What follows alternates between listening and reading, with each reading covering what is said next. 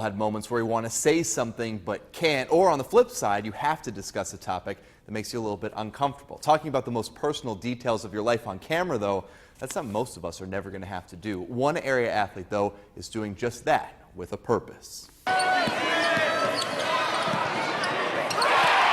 the first time in 8 years, Adrian Ritchie doesn't have a team. And the fact that I get to choose when I work out is a thrill. Ritchie just wrapped up her Green Bay career, a team leader and outstanding three-point shooter. Before that, she was Wisconsin's Miss Basketball her senior year at De Pere High School.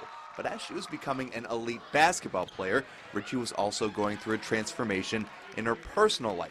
In college, she was finally able to say something she couldn't before. That's really what it was about for me, and being okay with it, and loving yourself and being proud of who you are, because I am. Being gay does not define me. It's one little small piece, and so really the whole point that I'm trying to share is that it's okay, and that the more we talk about it, the less of a taboo it's going to be. Her sophomore year in college, Ritchie told her immediate family members one by one she was gay.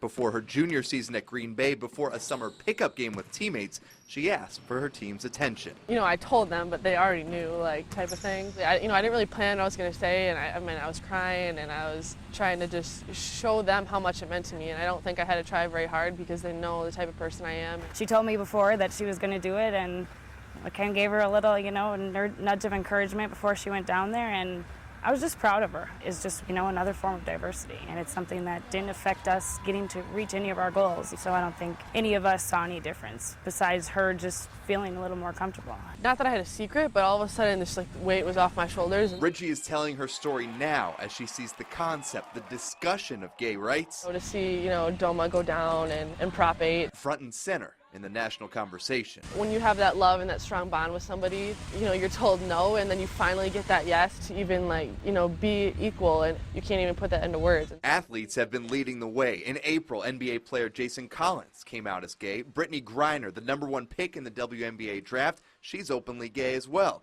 At Baylor, though, Griner, whom the Phoenix tangled with in 2011, said she was told she had to keep her sexuality a secret. Ritchie says her experience was very different. No, I was never told who you are, is it okay, or, don't talk about that. Still, Ritchie didn't tell coaches Matt Bolant nor his successor Kevin Borseth about her sexuality, but that was her choice. I know if I really wanted to tell somebody, or I really felt my coaches should know, I could have done that. Borseth was unavailable for comment for this story. Through a school spokesman, Bolant, who's now the head coach at Illinois, declined comment for this story.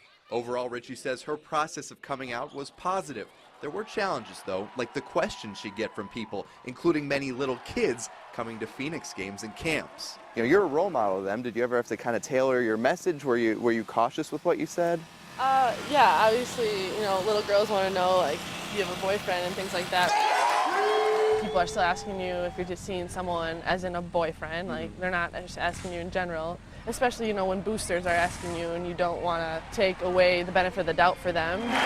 Another straight girl on my team could be like, yeah, I am seeing someone, and talk in depth about that boy, you know what I mean? And I think if I all of a sudden started talking in depth about a girl, not to prejudge that someone wouldn't accept me, but I feel like a lot of people wouldn't. It's worth noting, Fox 11 asked Ritchie if she'd be interested in doing this story. Not the other way around, but you gotta ask. So why agree to sit down and do this story that most people are never gonna have to talk about something so personal? No one would know if I turned it down, but I would know. And she knows some people might say, so what? Keep your personal life private. Ritchie, like Jason Collins and Brittany Griner, wants her story heard, knowing there's a chance it might mean something to someone.